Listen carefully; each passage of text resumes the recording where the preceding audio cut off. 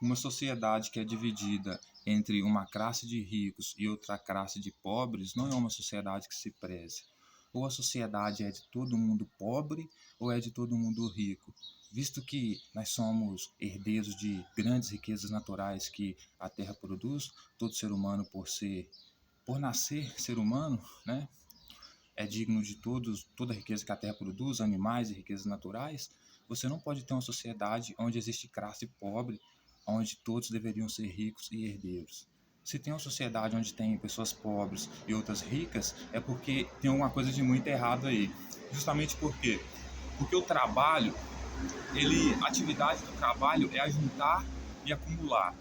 Então, todo mundo que trabalha, né, pelo próprio propósito do trabalho, deveria ser rico. Por quê? Porque o trabalho é ajuntar e amontoar. Então, as riquezas naturais da terra já estão postas, o que eu preciso fazer é trabalhar para enriquecer. E o que é isso? É ajuntar e amontoar. Então, se você tem uma sociedade onde as pessoas trabalhadoras são pobres, tem alguma coisa de errado. Porque ela junta e amontoa, mas é pobre. Por quê? Porque o que ela juntou e amontoou, o que ela construiu, não é dela. Por isso as casas que ela construiu não é dela, ela não pode alugar as casas que ela construiu. Por isso ela não pode vender os frutos que ela plantou e colheu. Justamente por quê? Porque tem os espertinhos que dizem que são donos de toda a riqueza natural e colocam os pobres para trabalhar para ele. Ele só é rico porque as pessoas pobres, trabalhadoras, ajuntam e acumulam as suas riquezas, os frutos do seu trabalho, para ele, em troca de um prato de comida, podemos dizer assim.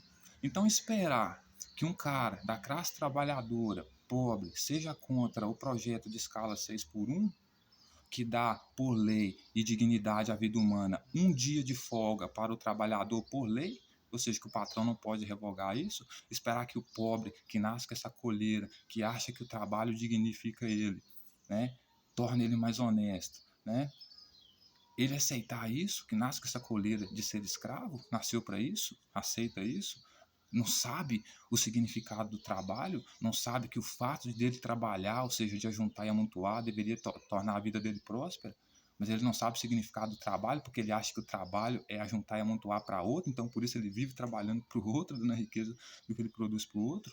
Esperar que ele seja contra mais um dia de folga é normal, é esperado. Assim também como é esperado que o rico seja totalmente contra a escala 6 por 1. Por quê? Porque ele é como o pai egoísta, né? Que na antiguidade, nos dias de hoje, gera filho apenas por motivações egoístas e econômicas, para trabalhar para a família, para enriquecer a família, como um objeto econômico, uma ferramenta de trabalho.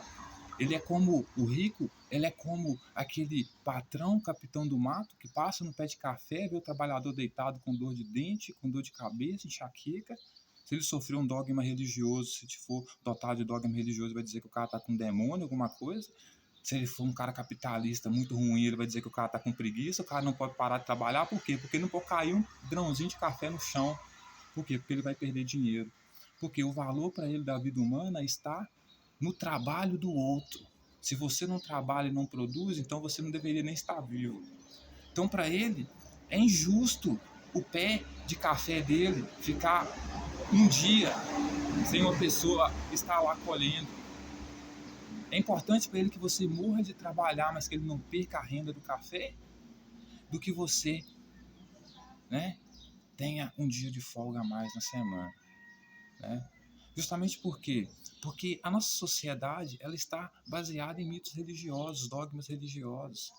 As figuras mais perversas do mundo são vistas como heróis, por exemplo, como o rei Salomão, que diz que trabalha para o pecador, ou seja, para o pobre, porque ele deve ajuntar e amontoar para aquele que agrada a Deus, que no caso é o rico, é o rei, é o empresário, né?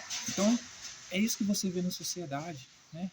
As pessoas pobres não são prósperas justamente por quê? Porque elas trabalham, elas produzem para dar aquilo que elas produziram para, seja o empresário, seja o banqueiro, seja o líder religioso, por causa de um dogma ou de uma crença. E esse mesmo religioso, esse mesmo empresário, esse mesmo patrão se coloca como se fosse na figura de Deus eleito, não trabalha porque ou é o mais inteligente, ou é o mais honesto, ou o mais escolhido, ou é o sangue azul, mais bonito, mais cheiroso, por isso não trabalha, né? mas só faz mandar. Aí você sabe que não tem como ele ser rico se não for através da exploração. Porque ele, na verdade, não faz nada, ele não sabe nem como aperta um parafuso, né? Tem toda uma cadeia por baixo dele, né? Toda uma pirâmide, né? Uma hierarquia piramidal por baixo dele, né? Que faz com que toda a riqueza da classe trabalhadora seja sugada para a parte de cima, justamente para aqueles que não trabalham e que são justamente donos do dinheiro, que fazem com que você não seja dono do fruto daquilo que você produziu, justamente por quê? Porque você aceita o dinheiro como troca. E você sabe que o dinheiro tem dono. Então, por isso, o dono do dinheiro, usando o dinheiro para ter todas as riquezas da terra, nunca vai permitir com que você tenha a quantidade de dinheiro ideal para se igualar à vida econômica dele. Entendeu? Então, assim, é de esperar, né? Que pessoas ignorantes da classe trabalhadora, por falta de informação, por muita desinformação, sejam contra projetos que beneficiam sua própria saúde, como o direito ao descanso. Todo mundo sabe que um corpo precisa de descanso para se regenerar, né? Vamos supor que você trabalha muito hoje, você não pode voltar ao trabalho amanhã porque você precisa descansar por causa do excesso de trabalho. Aí para esses capitalistas não, um dia de trabalho vai falir a empresa, então por favor volte amanhã e foda-se a sua saúde, que dinheiro depois nenhum vai pagar.